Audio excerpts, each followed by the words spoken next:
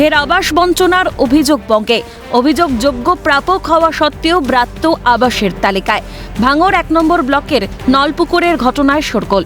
স্থানীয় বাসিন্দা রাশাদুল ইসলাম ও শফিকুল ইসলামের দাবি, আবাস যোজনার ঘর না পাওয়ায় একাধিকবার শরণাপন্ন হয়েছেন প্রশাসনের। বিডিও অফিস থেকে শুরু করে দুয়ারে সরকার ক্যাম্পে জানিয়েছেন দুর্ভোগের কথা। এমনকি দিদিকে বলতে ফোন করেও মেলেনি আবাসের ঘর। বাধ্য হয়ে একচিলতে ঘরেই দিন গুজরান গ্রামের একাধিক পরিবারের।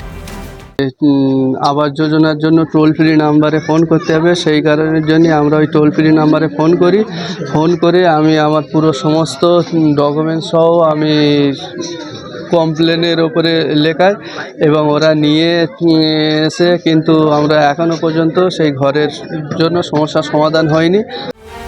এবার বাসিন্দাদের সঙ্গে কথা বলতে গিয়ে সেই দুর্ভোগ যন্ত্রণা চাক্ষুষ করলেন ক্যানিং পূর্বের বিধায়ক শওকত মোল্লা। আবাস বঞ্চনার অভিযোগ তুলে বিধায়কের সামনে ক্ষোভ প্রকাশ বাসিন্দাদের। চাপে পড়ে বাসিন্দাদের সামনেই দিদিকে বলতে ফোন খোদ বিধায়কের। দ্রুত সমস্যা সমাধানের আশ্বাস বিধায়কের। পাশাপাশি কেন্দ্রীয় সরকারের বিরুদ্ধে গাফিলতির অভিযোগে সরব তৃণমূল বিধায়ক। একটা বড় অংশের মানুষ ভাঙড়ে 14,500 আর 5,000 19,000 বাড়ি ভাঙড় বিধানসভায় মাননীয় মুখ্যমন্ত্রী অনুপ্রেরণায় এই এলাকার মানুষ পেয়েছে। আশা করি ডিসেম্বর মাসে এই টাকাগুলো ছাড়লে একটা বড় অংশের মানুষের আবাস যোজনার বাংলার বাড়ি এটা সমাধান হয়ে যাবে। অপদার্থ কেন্দ্রীয় সরকার যেভাবে গরিব মানুষকে বঞ্চনা করছে, গরিব মানুষের মাথার উপর যেভাবে ছাদ কেড়ে নিচ্ছে রাজনৈতিক স্বার্থে, এটা অত্যন্ত নিন্দনীয়। কটাক্ষ করতে ছাড়েনি বিরোধী শিবির।